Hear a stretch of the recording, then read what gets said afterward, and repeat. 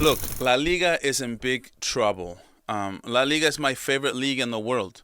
I'll be honest. I definitely think that La Liga is the best league in the whole wide world. Why? Simply because it's my own opinion, and it's that league I watch the most. I do watch the Prem, but I get it. For some of you, it's going to be the Premier League, and that's fine. It's a great product. The stadiums, the atmosphere, the TV coverage, it's all fantastic, okay? It's all great. But me, I'm not emotionally invested. I don't care who wins between Arsenal, Liverpool, Chelsea, City. I can care less who wins or loses on any given weekend. But let's not kid ourselves. The level of investment, the money, the infrastructure in the Premier League, it doesn't even compare to La Liga. And yet, there are some many underrated teams in La Liga. To be honest, teams that really punch way above their weight, and really nobody talks about it. But here's a problem. How does La Liga want to compete with the top leagues in the world when the basics are not even working in La Liga anymore? We just had a game in Vallecas where VAR isn't even working. Yeah, you hear me right. VAR wasn't even working in 2025 with all the technology in the world. VAR isn't working. The infrastructure is just not the same. Look at all the stadiums, right? Where Barcelona has been playing right now. The pitch has been a disgrace. Levante, Vallecas, the fields look like a second division type of pitch. And I get it. Technical difficulties happen, but not being capable of fixing it, that's a problem. To me, that's embarrassing for La Liga, for a league that wants to be above the top leagues in the world. And that is why I said it. I think La Liga is in a decline right now. Let's be honest. And then if we look at the transfer market, for example, there's definitely a crisis here. Honestly, this is really concerning if you ask me. Levante had to sell two players 24 hours before their first game. They didn't have anybody register for except for a couple of players. They had to sell two of them to be able to register more players. Some clubs like Villarreal, Athletic, they can still compete, but most teams, they're just most teams are just like the smaller teams are just surviving, man. To be honest, they're not competing with the Premier League. They're not even competing with the mid-tier European leagues. They're just begging for loans just to fill their squad. And that's a huge major problem in La Liga going forward as well. And here's where it gets ugly, right? Clubs in La Liga are literally selling their best assets just to register players.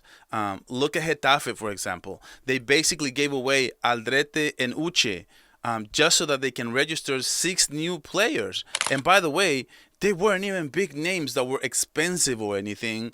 They're just filling out the roster type of moves for both of these teams. Sevilla, same story. Villarreal sold one of their best players, Jeremy Pino. They had to let him go to Crystal Palace. And Barcelona, man, don't get me started. They were so desperate financially that the Premier League almost took Fermin Lopez off their hands. And the only reason why it didn't happen, the offer was too low. They offered 40 million euros, and that's the if they would have offered 70 million, you bet your ass they would have let him go. Okay, think about that. Barcelona, one of the biggest clubs in the world, almost had to give away one of the most promising young stars in La Masia to come out of La Masia. And where do these players go? Right, the Premier League, because they can pay double, triple. No, it was reported that the Premier League was going to triple Fermin Lopez's contract. Anthony, it's another great example. He had offers three times as high from Bayern Munich, but thankfully he kept his word and came back to Betis at a lower price.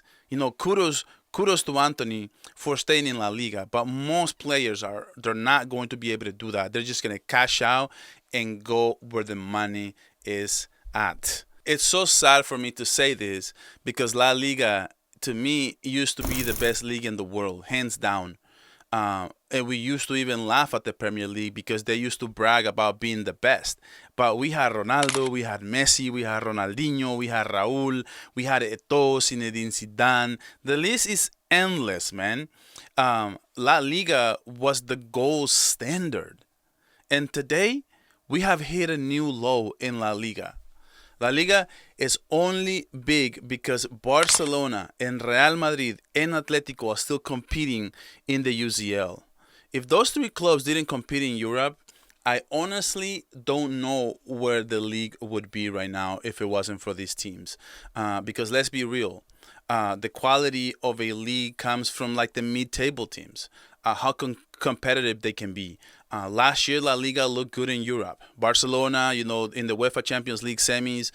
Betis in the Conference League finalists. Athletic Club, they were the Europa League finalists.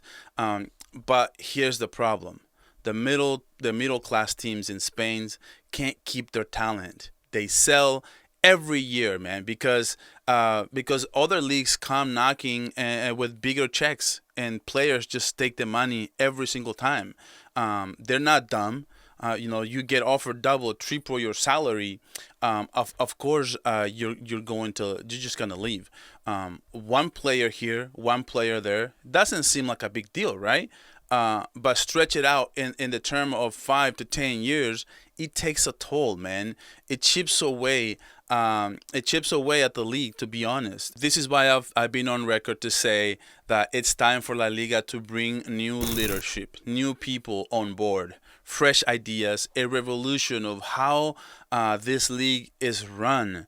It needs to take, a 180, do things differently, because right now financially La Liga is falling behind and it's not close. And this is just a fact. I'm not giving an opinion. Look, this summer the Premier League spent 3.1 billion euros. Serie A, for example, 1.1 billion. Bundesliga, 856 million. La Liga, 683 million euros. And Ligue 1, 636. And here's the kicker. Even if you combine Serie A and Bundesliga, La Liga, and Ligue 1, the total doesn't equal what the Prem League spent by itself. They're just two different infrastructures right now, and it's going to be tough to compete in a couple of years with the Premier League, even with the middle table teams.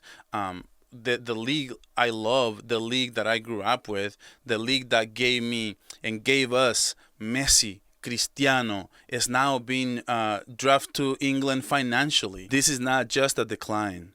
This is crisis.